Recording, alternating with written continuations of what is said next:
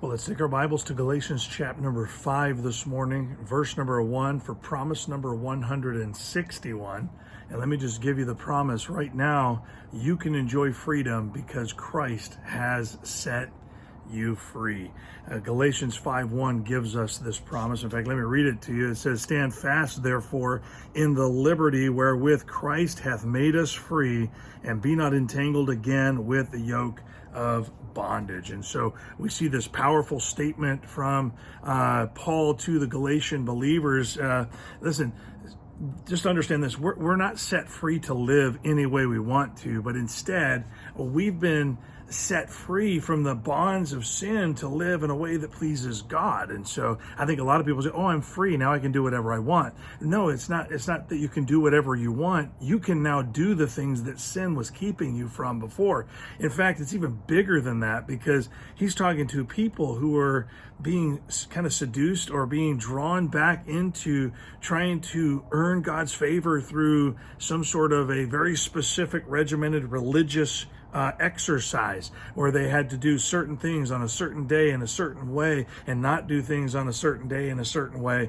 And they were getting locked back into this regimented, almost going beyond even the law. In fact, many times they were going beyond the law that God had given originally, and they were doing traditions that people were making up. And I believe that the church was being infiltrated with this idea that this is the way it has to be done in a certain order. Maybe their service, maybe their Bible studies had to be done a certain way, and they were starting to introduce some of those legal things that made it, instead of being a joy to worship and serve the Lord, they were getting locked in again, and they were trying to follow a strict code that made them look like they were close to God, and maybe that was creating competition or even giving them a false sense of security because they could do the repetition. I think we're told in I think Revelation 2, the very beginning of Revelation 2, that the church of Ephesus was doing all the right things, but they didn't love the Lord. And so Jesus has freed us to live for the Lord because we love him,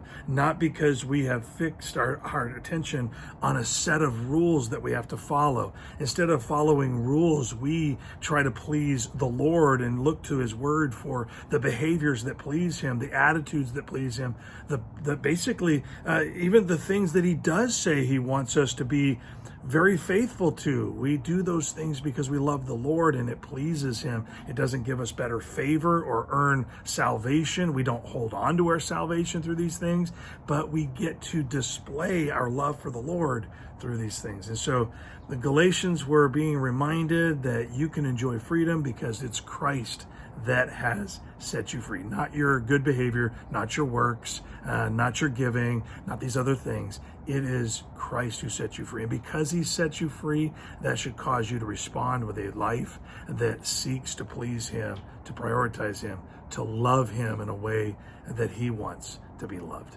Hope that helps. Enjoy a great day.